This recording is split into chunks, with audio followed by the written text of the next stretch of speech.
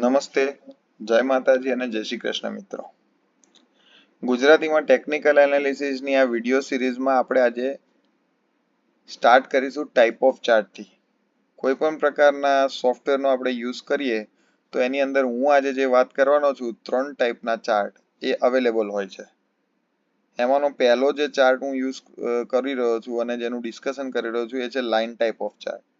એની અંદર એક લાઇન જે છે એ પ્રાઇસની જે મૂવમેન્ટ હોય એને રિપ્રેઝેન્ટ કરતી હોય છે. તો જેમ કે આ સ્ક્રીનમાં આપણે ખોલેલો છે રિલાયન્સ ઇન્ડસ્ટ્રીઝનો લાઇન ચાર્ટ. હવે હું અહીંયા નીચે જે આપેલા છે ટાઈમ ફ્રેમ, જનરલી અલગ અલગ સોફ્ટવેરમાં આ લાઇન અલગ અલગ જગ્યાએ આપેલી હોય છે, પણ લગભગ બધે અવેલેબલ હોય છે. જેમ કે મેં અહીંયા 5 ડે સિલેક્ટ કર્યું અને આપણને જે આ લાઇન દેખાઈ રહી છે, તો આ લાઇન શું રિપ્રેઝેન્ટ કરે છે તો કે 5 દિવસની આ પ્રાઇસ મુવમેન્ટ રિપ્રેઝેન્ટ કરે છે. અને આ રીતે આપણે જ્યારે આ લાઇન ચાર્ટને જોઈએ તો એ આપણને એક જનરલ ઓવરવ્યૂ આપે છે પ્રાઇસની મુવમેન્ટનો.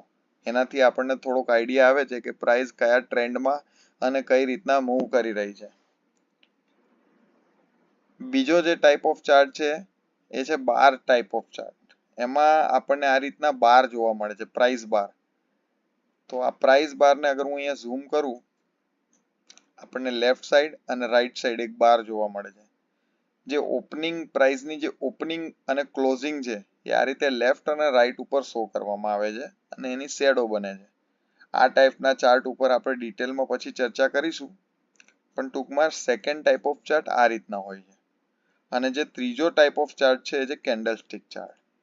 કેન્ડલ સ્ટિકમાં રેડ અને green colour based candles available હોય છે. આ કેન્ડલને આપણે રીડ કરીને પ્રોપર પ્રાઇસ અને એને પ્રાઇસની એક્શન, જે પ્રાઇસ આપણને શું કહેવા માંગે છે એને આપણે એનાલાઇઝ કરી શકીએ છીએ અને પ્રોપર એનાલિસિસ કરીને ડિસિઝન્સ લઈ શકીએ છીએ. તો આ જે ચાર્ટ છે કેન્ડલ સ્ટિક ચાર્ટ, એનો મહત્તમ યુઝ થાય છે આપણા ટેકનિકલ એનાલિસિસ માટે. અને આપણે આગળ જતા આ ટેકનિકલ એનાલિસિસ સિરીઝમાં આ જ પ્રકારના ચાર્ટ ઉપર વધારે પડતું ડિસ્કશન થશે.